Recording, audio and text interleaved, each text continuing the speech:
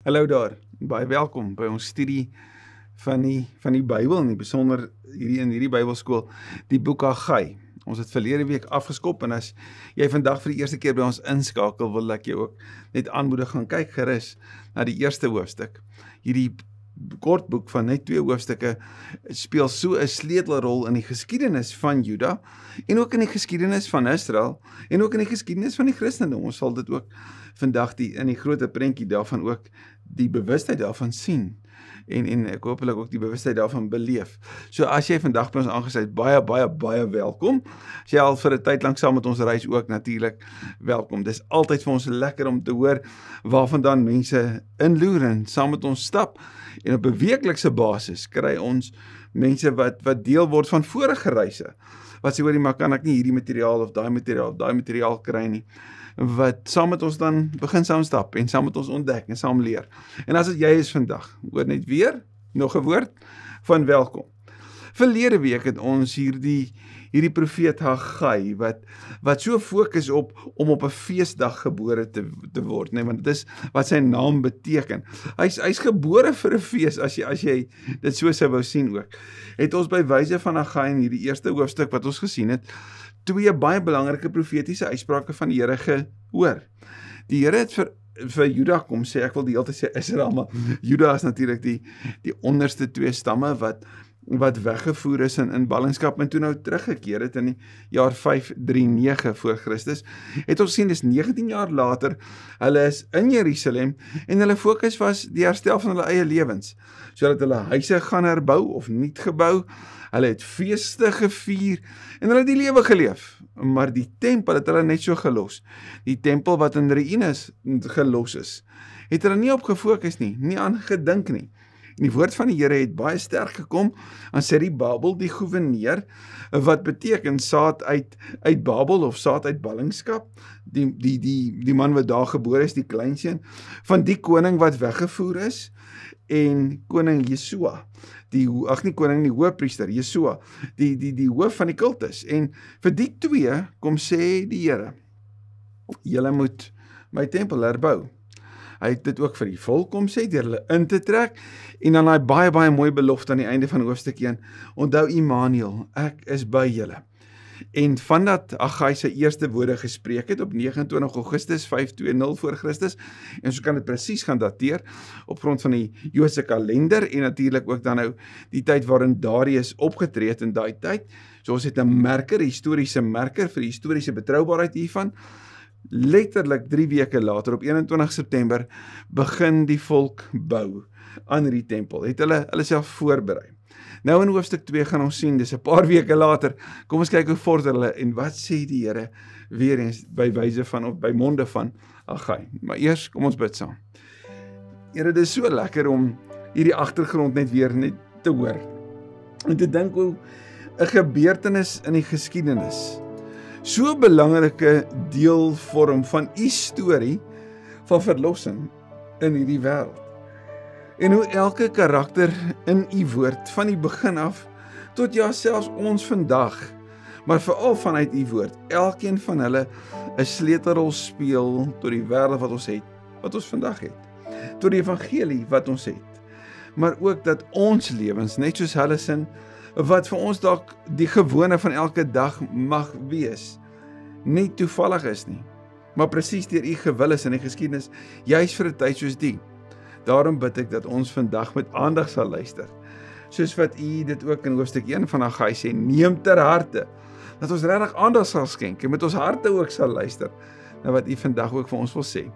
Dankie vir u woord, ek bid dit in Jesus se naam. Amen. Haggai 2 vers 1, op die 21ste van die 7de maand, in die 2de regeringsjaar van koning Darius, het die woord van die Here weer deur die profeet Haggai gekom. So hierdie is waarskynlik nou die 3de van 4 profetiese uitsprake deur die profeet Haggai in 'n kwessie van 4 maande. Hierdie is nou 3 weke later vandat hulle begin bou het. So dis die 17de Oktober 520 voor Christus, en op hierdie dag gaan Haggai 2 profetiese uitsprake ook lewer. onthou die fokus, hulle moet 'n harte neem, né? Wat hulle sê, die mense het begin werk. Waarskynlik was die eerste 3 weke net gegee aan die opruim van die rommel wat oorgebly het na die verwoesting met die Babyloniese ballingskap. Vra tog vir Serubabel, onthou hy's nou die goewerneur, né? Serubabel, seun van Sealtiel en goewerneur van Juda, en vir die hoëpriester Jesua, seun van Josadak, en vir almal wat van die volk oorgebly het. So hier is die vraag van die Here vir almal wat uit ballingskap teruggekeer het, hierdie klein groepie waarvan Sefanja 3 vir ons vertel het. Wie van julle het gesien hoe mooi die vorige tempel was? Hoe lyk die een vir julle? Lyk hy nie na niks in vergelyking met die vorige een nie? Nou hierdie tyd in Oktober is ook die einde van die Loofhuttefees, wat kom aan die einde van die oestyd. So die tempel, die bring van die offers, die fees vir die oes en die feesviering wat so eie was aan die lewe van Juda, bring hulle by 'n plek waar die Here sê, maar lyk dit enigstens so? Maar nou, sê die Babel, so dit lyk glad nie so nie. Die Here ek sê dit moet mens ons eintlik skaam, né? Skaam maak as jy dink van hoe dit was. En hierdie, ten tye van die fees, kon hulle harte gebreek het en kon hulle moedeloos gemaak het. Maar onthou, Agai se belangrike rol is om die volk te kry van 'n apatiese selfgerigtheid na fokus op die Here en die herbou van die tempel, wat 'n baie belangrike deel in die geskiedenis is. So hoor nou wat sê die Here, ook by monde van Agai. Maar nou, sê die Babel, skep moed, sê die Here, en jy, Josua, seun van Josadak, hoëpriester, skep moed, en julle almal, burgers van die land, skep moed. So dit sluit hierdie herhaling in, en die burgers van die land sluit nou almal in, ook in terme van hierdie fokus, hierdie woorde wat hulle moet hoor. Sê die Here, begin met die werk, want ek is by julle, sê die Here die Almagtige. Eerstens weer daai woorde, die Here die Almagtige, so hy is by julle, hy sê skep moed, en dan begin werk, spring aan die werk. Immanuel, net soos hoofstuk 1 vers 13 sê, die Here is by ons. My belofte, wat ek met die uittog uit Egipte aan julle gemaak het, sal ek nakom. My gees sal altyd by julle bly. Moenie bang wees nie. So die Here sê, ek trek nooit my belofte terug nie. My gees is by julle.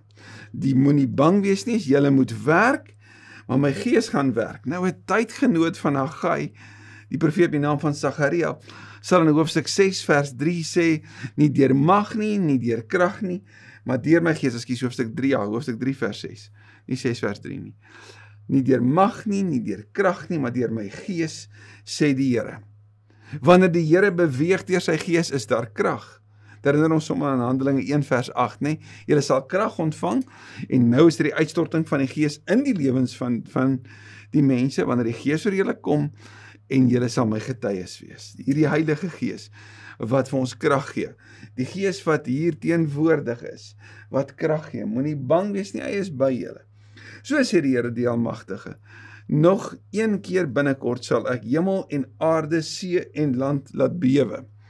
So die verduideliking hiervan is dat dit waarskynlik 'n meer eskatologiese uitspraak is, dat die Here sê, daar gaan nog een keer kom, voor die einde, en ons sien dit ook later gebeur, nee, 'n fokus van Jerusalem aan die eindtyd, maar ons sien ook wat in Jerusalem sou gebeur, 550 jaar later, op 'n koppie, net buite Jerusalem, wanneer die aarde sou bewe, nie waar nie?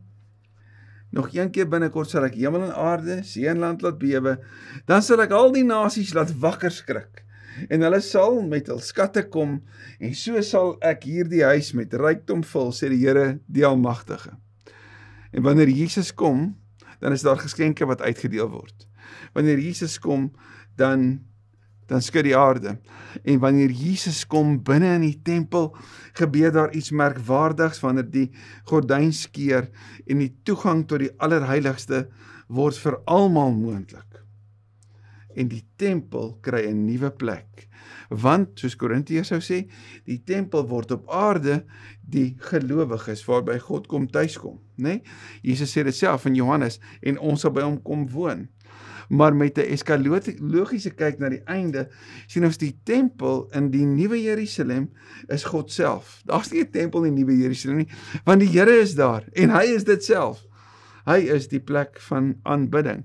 Daarom word die nuwe Jerusalem in Openbaring ook beskryf, presies soos 'n allerheiligste, soos 'n kubus, waarvan die afstande dieselfde is, soos wat die allerheiligste was in die tempel van, in tye van Salomo, ook in tye van Haggai, en die herbou daarvan, in tye van Jesus, maar veral dan in die nuwe Jerusalem word die allerheiligste, word die spasie waarbinne die gelowiges dan ook sal leef. Die nasies wat moet wakker skrik, en die rykdom van die Here wat dit sal vul, wat natuurlik sy heerlikheid ook is, né? Aan my behoort al die silwer, aan my al die goud, sê die Here die Almagtige. Nou onthou, in tyd van herbou, is die bring van die offers en die mooi maak van die tempel, is 'n baie belangrike deel van hulle kultus, en die Here sê, onthou, alles is myne, alles is myne. Die roem van die tempel sal in die toekoms groter wees as in die verlede, sê die Here die Almagtige. Op hierdie plek sal ek vrede gee, sê die Here die Almagtige. Hoor die herhaling, die Here die Almagtige, die Here die Almagtige. En wat doen Jesus nadat die aarde geskit het daar in Jerusalem? Nadat die gordyn geskeur het en die toegang gekry is. Wat doen Jesus wanneer hy instap in Johannes 20? Wat is sy eerste woorde? Vrede vir julle. Vrede vir julle. Hoor jy hoe belangrik is hierdie woorde van Haggai in die groter prentjie van wat in Jerusalem sou gebeur 550 jaar later, wanneer Jesus daar is. Op hierdie plek sal ek vrede gee. En Jesus het ingestap en gesê, daar in Jerusalem, vrede vir julle. Op die 24ste van die 9de maand, in die tweede regeringsjaar van Darius, het die woord van die Here tot die profeet Haggai gekom. So dis weer eens op dieselfde dag 'n tweede woord. So sê die Here die Almagtige, vra tog by die priesters leiding oor hierdie saak. En hierdie is nou baie interessant, want die Here neem Haggai na die priesters toe, waarvan natuurlik Jesua die hoëpriester is, om 'n vraag te vra wat eintlik 'n gegewe is in terme van die antwoord. Want hierdie is eintlik 'n vraag waarvan die antwoord geïmpliseer kan word, 'n retoriese vraag as jy wil. As iemand vleis wat aan die Here gewy is in die sak van sy klere dra, en hy raak met die sak aan brood of groente of wyn of olie of enigiets ander soort kos, sal die dinge dan gewy wees? Die priesters antwoord toe, nee. Toe sê Haggai, as iemand wat onrein is, deurdat hy aan 'n lijk geraak het, aan hierdie dinge sou raak, sou hulle dan onrein word? Die priesters het geantwoord, ja, dit sal onrein word. Haggai sê toe, so is hierdie volk, hierdie nasie in my teenwoordigheid, sê die Here. So is alles wat hulle doen, elke offer wat hulle na my tempel toe bring, is onrein. So wat kom sê die Here in terme van die hart van hierdie mense wat besig is om die tempel te herbou? Wat hy soek is toegewyde harte. Hy soek 'n rein lewe. Nou as ons kan kyk in die Nuwe Testament, is 'n rein lewe so 'n belangrike deel van die navolging van Jesus se gelowiges in hulle lewe. Dit is so belangrik vir volgelinge van Christus om in 'n lewe te wys aan wie hulle behoort. Dat 'n rein lewe pas by 'n nuwe lewe. Dan kyk maar bietjie Titus 3, dink maar Efesiërs, hoofstuk 4. Ag, jy kan Jakobus ook daaroor gaan lees. En so 'n kolom van die briewe van die Nuwe Testament wat fokus op hierdie toegewyde lewe wat sigbaar word in toegewyde verhoudings ensovoorts wat van ons gevra word, né? So elke offer, sê die Here hier, wat gebring word is onrein. Jy kan baie hoor by die profeet Maleagi oor hoe ernstig die Here is oor dat jy die offers wat hulle moes bring, dat dit uit 'n totale toewyding en oorgawe moet wees en nie afgeskeep moes word nie. Let daarom op wat in die verlede en tot nou toe gebeur het, voordat julle begin het om die tempel van die Here te bou. So nou herinner die Here hulle aan daai tyd, onthou jy hoofstuk 1, die tyd van die droogte, die tyd waar hulle oes gebring het, of saad gesaai het, maar die oes was beperk, waar hulle geëet het, nie versadig geword het, nie gedrink het, nie bevrediging gekry het en hulle dors gebly en waar hulle hande as dit ware in 'n stuk in 'n beursie gesteek het, die dagloner. Let daarom op wat in die verlede gebeur het en tot nou toe gebeur het. Voordat julle begin het om die tempel van die Here te bou, het julle by 'n hoop koring gekom en net die helfte van wat julle geskat het daaruit gedors. Julle het na 'n parskyp toe gegaan om 50 vate vol te skep, maar julle het net 20 gekry. Ek het julle oes, die vrug van julle handewerk, swaar getref met brandkoring, heuningdou en haal. En nogtans het niemand hom tot my bekeer nie, sê die Here. Dit is baie duidelik vanuit hierdie tyd in Haggai dat die Here ook by wyse van wat in die omgewing gebeur het vir sy volk, vir sy mense 'n boodskap gegee het. Hy soek toewyding. Hulle kan nie net maak wat hulle wil nie. Maar nou, let op wat van vandag af en verder sal gebeur met die 24ste dag van die 9de maand af. Die dag waarop die fondamente van die tempel van die Here gelê is. Let op, so fokus. Is daar nog saad in die skuur? Tot nou toe het julle wingerde, julle vyebome, julle granaatbome, julle olyfbome nie gedra nie. Maar van nou af sal ek voorspoed gee. So God se ingrype met toegewyde harte is, kyk wat kan ek doen? Kyk wat gaan ek doen in hierdie wêreld? Maar dan moet julle harte toegewy bly by my. Dit moet naby aan my bly, net soos wat die boodskap aan die gemeente in Efese daar in hoofstuk 2 van Openbaring is. Op die 24ste van die 9de maand het die woord van die Here nog 'n keer tot Haggai gekom. Sê vir Zerubabel, hierdie saad van Babylon wat sy naam beteken, die goewerneur van Juda, ek gaan die hemel en aarde laat bewe, ek gaan die trone van die konings omgooi en die mag van die koninkryke van die nasies vernietig. Ek gaan strydwaans met bemanning en al omgooi, perde met al ruiters sal omkom, die een sal die ander met die swaard doodmaak. Hierdie is eskatologiese woorde, 'n beskrywing van 'n tyd wat waarskynlik ver groter is as net die tyd van die koning of van die goewerneur Zerubabel en in sy tyd. Hoekom hierdie belangrik is, dit kom sê wanneer die Here optree, gaan hy 'n einde maak aan al die ander nasies se magsbeheptheid en se dink dat die mag aan hulle behoort. Want die mag behoort net aan die Here, né? Aan my is alle mag gegee, sê Jesus in Matteus 28. Gaan na die nasies toe. So die fokus is op Jesus, né? Fokus is op hom. Daardie dag sal ek jou vat, sê die Here die Almagtige, en jou my dienaar Zerubabel, seun van Sealtiel, sal ek 'n seelring maak, want ek het jou uitgekies, sê die Here die Almagtige. Dit is 'n God se keuse, en God se band aan Zerubabel is om te sê, onthou jy's my keuse, so staan sterk en maak die werk klaar. En so met die omgewing wat druk geskep het, met vyandige buurlande en buurvolke teenoor hulle, sal Zerubabel 4 jaar later, saam met die mense van Juda, die werk klaar maak. En hierdie was verskriklik belangrik, want in hierdie 4 maande waar Haggai gepraat het Zerubabel en Jesua geluister. En Zerubabel en Esdra sal uiteindelik die totale kultus van Juda herstel. Esdra sal opnuut die gebruike van Israel, soos van ouds, sou hy kom herstel vanuit die tempel en die volk teruglei na totale verbintenis en aanbidding van Jahwe. 'n Rein lewe voor 'n rein God. En dan sal Nehemia kom in die jaar 445 voor Christus en hy sal begin met die herbou van die mure van Jerusalem. En hoekom dit belangrik is met 'n herboude stad, 'n herboude tempel, herboude mure, so hulle presies reg wees, sonder dat hulle dit eers besef het, vir die koms van die Messias, daar in die stad van vrede, om vrede te bring.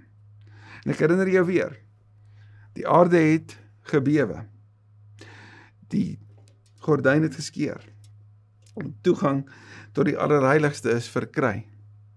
Jesus bring vrede, en met sy hemelvaart word daar gehoor, julle sal krag ontvang, wanneer die Heilige Gees oor julle kom, en julle sal my getuies wees. Aan my is alle mag gegee, gaan vertel. Kan jy sien hoe baie van die evangelie kry soveel dieper nog betekenis, en kry absolute wortels, vanuit wat hier gebeur het, in hierdie 4 maande na Haggai se lewe, vanuit wat gebeur het toe die profeet Sefanja opgetree het, of Sagaria opgetree het, of Maleagi opgetree het, wat vertel van die son van redding wat sal skyn met genesing in sy strale, As ek en jy hierdie profete lees, kom ons lees dit altyd met die bril van die Nuwe Testament en sien hoe leef die waarheid ook hiervan. Haggai, die seun van die fees, gebore vir die fees. Want die groot fees sal gebeur wanneer Jesus gebore word en die geskenke gebring word en die aankondiging van die engele is die grootste geskenk is hier. God se geskenk. So mag in hierdie tyd van die jaar waar God se grootste geskenk weer opnuut na ons toe kom by wyse van die musiek wat ons luister en alles wat ons hoor by die kerk en in die omgewing, selfs dalk in winkelsentrums, waar die wêreld bewustelik daarvan is, bewus is van die groot geskenk van Bethlehem, wat op pad was na Jerusalem toe om sy lewe te gee. Dat die Here van jou en my 'n rein lewe vra, toegewy aan hom. So mag ons nie so vasgefokus en vasgevang raak op ons eie lewe en ons eie huise en die herstel van ons eie omstandighede, dat ons nie die primêre fokus op hom verloor nie. Dankie Here vir vandag, dankie vir hierdie 2 weke se kosbare stilstaan by Haggai. Dankie dat U ons geneem het na 'n groter prentjie toe, om iets groter te besef, maar so bitter dankie Here vir 4 maande, wat vir ons so vinnig verby vlieg. Het was, nou die dag was dit einde Augustus gewees, en kyk waar trek ons nou. Maar 4 maande na Haggai se tyd, was 'n bitter belangrike 4 maande van 'n beweging van apatie na toewyding, van 'n fokus op self, na 'n fokus op die tempel en 'n rein lewe en die herbou daarvan. En 4 maande wat gelei tot 4 jaar, toe staan die tempel. Here, wat kan ons nie ook alles doen in 4 maande en in 4 jaar van ons lewe nie? As U sê, gaan na hierdie wêreld en vertel, mag ons nie stil bly nie. Want aan U, Here die Almagtige, behoort al die mag, al die krag, al die majesteit, al die heerlikheid, nou tot in ewigheid. Amen, amen. En tot ons mekaar weer sien, bid ek vir jou 'n geseënde Christusfees toe. 'n Tyd van die jaar waar jy opnuut bewus sal wees oor die groot geskenk van Bethlehem, wat juis vir 'n tyd soos die, so die beste nuus ooit is.